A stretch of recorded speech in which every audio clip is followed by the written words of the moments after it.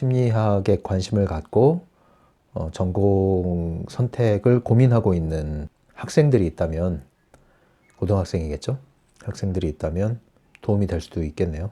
아니면 심리학을 전공했었던 학생이 아니죠, 지금은. 전공했었던 분들이라면 또 같이 과거의 추억을 나누는 그런 이야기가 될 수도 있을 것 같아요. 지난 시간에 말씀드린 것처럼 교수님께서 심리학과에 너희들은 왜 왔냐?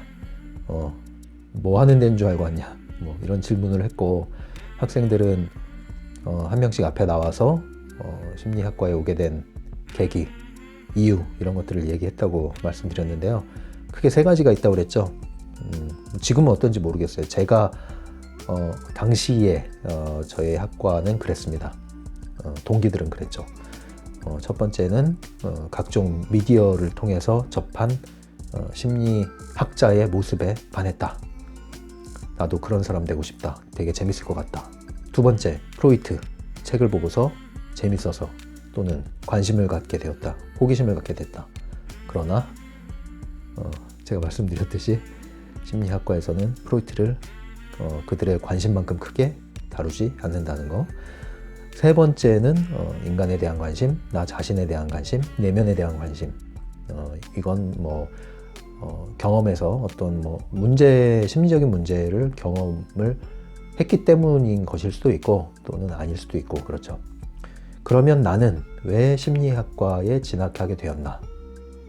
결론부터 말씀드리면 저는 세 번째 부류에 해당합니다. 저도 제 문제로 시작을 해서요, 결국은 인간에 대한 관심으로 확장됐던 것 같아요. 언제부터 심리학에 관심을 갖게 됐냐면, 심리학이라는 학과, 대학의 학과, 대학의 어떤 전공들에 대해서 훑어보게 된 게 아마 제 기억에 중학교 때인데, 1학년은 확실히 아니고 중학교 2학년인가 3학년 아마 그쯤이었을 거예요. 서점을 어딜 갔었더라? 그 당시에 대형 문고였는데 지금 있는 건 아니고 대형 서점에 가서 한기퉁이에, 아직도 기억이 나네요. 모퉁이에 가면 대학 입학 진학과 관련된 책자들이 있는 곳인데, 거기에 진로 가이드, 학과 가이드, 전공 가이드 이런 책들이 있었어요. 거기를 가서 한번 훑어본 거예요. 대학이라는 곳에는 어떤 학과들이 있는가. 잘 몰라요. 그 당시에는 지금이야 초등학생만 돼도 잘 아는데, 그 당시에 제가 진학 진로 지도를 그렇게 받은 것도 아니었고 그랬기 때문에 잘 모르는데, 스스로 가서 본 거죠. 대학이라는 곳에 가면 어떤 공부를 하는가, 그 학과라는 거, 전공이라는 것은 도대체 어떤 것들이 있는가. 그래서 훑어보게 된 거예요. 근데 그 훑어보게 된 이유가 뭐냐면, 나중에 커서 뭐 하지? 이런 생각 하게 되잖아요. 근데 그 생각을 해오던 중에 제가 나중에 크면 이런 거 하면 좋겠다 하는 그런 생각을 한 적이 있어요. 근데 이런 것이 바로 상담 또는 심리학과 관련된 영역이었거든요. 거의 상담에 가까운 일이었죠. 상담 심리에 가까운 분야였어요. 그래서 나도 이런 일을 하고 싶다, 이런 사람 되고 싶다, 그래서 찾아본 거였어요. 이런 이런 사람이 되려면 나중에 어떤 공부를 하고 어떤 진로, 진학을 해야 되는가 궁금했죠. 그래서 책을 열어봤더니 그때 심리학이라는 것이 눈에 들어왔죠. 당시에는 제가 관심을 가졌던 게 철학과, 심리학과, 사회복지학과, 그리고 사회사업학과라는 것도 있었어요. 지금은 사회복지가 거의 대부분이겠죠. 사회복지학과, 그리고 문예창작과. 그렇게 네 가지가 눈에 확 들어왔어요. 야, 이거 되게 재밌겠다. 잘 모르지만 소개된 것만 보면 굉장히 흥미롭고 재밌겠다. 그래서 그 당시에 진로 진학 학과 가이드, 전공 가이드를 보면서 그 네 가지를 마음에 품었던 거죠. 야, 이 네 가지 학과에 관심이 간다. 그리고 내가 원하는 사람이 되려면 사회복지학과나 심리학과 쪽이 가깝구나. 이 정도 생각을 했던 거죠. 공부는 안 했습니다. 공부는 안 하고 그냥 김치국물 마시는 거였죠. 그런데 왜 나는 그러한 사람, 상담 분야에 있는 그러한 사람, 그러한 일을 하고 싶어 했는가? 그건 다시 그 당시로 돌아가야 돼요. 중학생 시절에.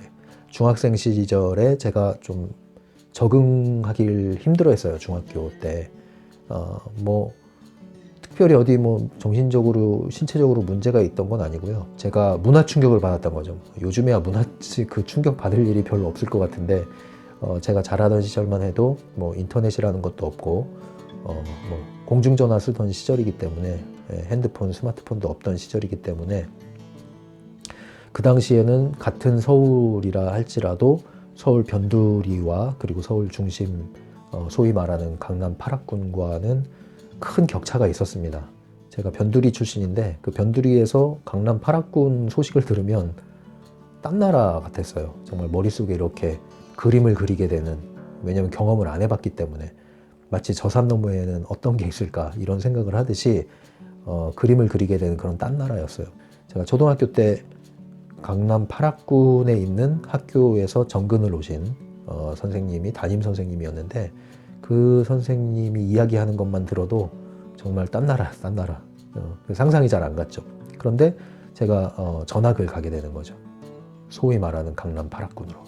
그러다 보니까 굉장히 문화 격차가 컸고 거기서 오는 문화 충격도 있었고, 근데 그것을 제가 극복을 못하고 거기서 일종의 부적응이죠, 부적응.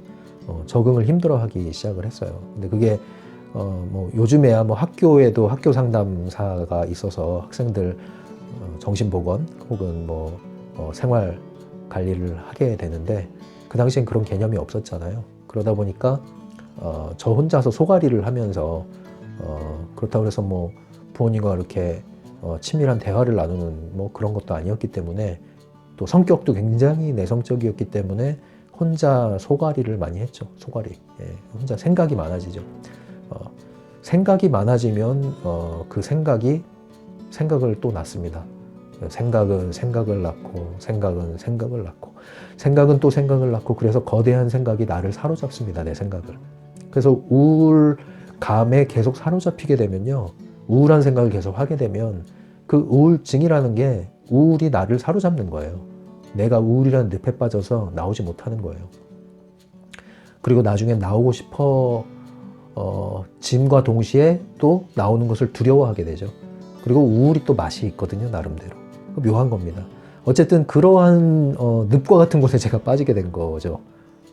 청소년 시절, 특히 중학교 시절에. 그래서 굉장히 마음 고민을 많이 했어요. 나름대로 여러 가지 고민들을 많이 하게 되면서 생각이 깊어졌고, 생각이 많아졌고, 감정이 골똘해졌고, 그리고 때로 우울하던 게 주로 우울해지고, 뭐 이런 악순환의 고리가 계속되게 되는 겁니다. 또 제가 생각이 많았거든요. 생각이 많은 그 타입이기도 하고, 저의 성격이. 아무튼 그래서 청소년 시절이 그렇게 좀 어두운 터널처럼 암울하게 스스로 암울하게 지나게 되는데, 뭐 이 얘기는 뭐 더 나눠서 할 얘기가 많아요. 그래서 나중에 또 따로 떼서 또 다른 분야를 건드리기로 하고, 그렇게 힘든 마음이 힘든 시절을 보내는 중에 저희 학급에 어떤 게 돌고 있었냐면 10대들의 쪽지라는 게 있었어요. 이제 아시는 분들은 여러분들 나이 견적이 나오는 거죠. 10대들의 쪽지. 지금도 있긴 한데 뭐 옛날처럼 그런 쪽지 개념은 아니죠. 근데 그 당시에는 스테플러로 찍어서 인쇄된 잡지라고 하기에는 거창하고 쪽지, 쪽지라고 소식지 같은 거죠. 소식지. 제목이 10대들의 쪽지예요. 그런데 이 책을 학급의 학생 한 명이 저한테 주는 거예요. 이거 한번 읽어봐라 이러면서 줬는데, 대부분의 10대들의 쪽지는 군부대나 교도소 소년원에 들어간다 이렇게 찍혀 있었어요. 실제로 그랬고요. 그러니까 흔히 일반적인 장면에서는 접하기가 힘든 거였는데, 우연히 또는 운 좋게도 저는 그 10대들의 쪽지를 접하게 됐고요. 그래서 읽게 됐는데 한마디로 10대들을 향해서 이야기하는 거예요.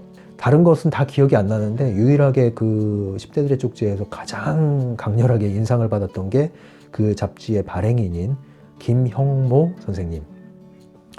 발행인 김형모 선생님의 글이 있습니다. 항상 그분의 글이 나오죠. 사랑하는 청소년 여러분 이러면서 시작을 하는 글인데 그 글을 읽을 때 정말 빠져들었어요. 왜 빠져들었냐? 마치 메말라 있는 스펀지에 물이 스며드는 듯한 느낌이랄까요? 저의 어떤 영혼의 갈증이라고 그러면 좀 거창하고 저의 정신적, 심리적 갈증, 목마름 이런 것들을 시원하게 달래주고 시원하게 격려해주는 그러한 메시지였어요. 당시 제가 다니던 학교는 인성교육 같은 게 요즘엔 많이 있지만 그 당시에는 없었어요. 그런 게. 더더군다나 제가 다니던 학교는 좀 굉장히 경쟁이 심하던 학교라 인성이 파괴되기 딱 좋은 환경이었거든요. 물론 좋은 점도 있었지만 그런 환경에서 이러한 10대들을 향한 메시지를 전하는 것을 제가 이렇게 들으면서 너무나 큰 도움을 받았습니다. 그래서 그 이후로 이 10대들의 쪽지를 계속 받아보고 싶다고 그 친구한테 얘기를 했고, 그래서 저도 그것을 받아볼 수 있는 방법을 알게 돼서 지속적으로 그 쪽지를 구독하게 됐어요. 그러면서 김형모 발행인의 글을 힘들 때마다 몇 번이고 반복해서 읽고 마음에 새겼죠. 근데 그분이 알고 보니까 상담하는 분이에요.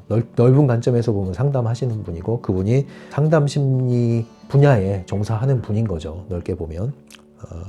그래서 저런 사람이 되고 싶다. 그것은 바로 청소년을 돕고 싶다. 이렇게 마음을 위로하는 사람이 되고 싶다. 이런 거였는데, 그러한 롤모델이 결국은 상담자, 심리 상담자 또는 심리 분야에 종사하는 사람, 이것이 형성이 된 거죠.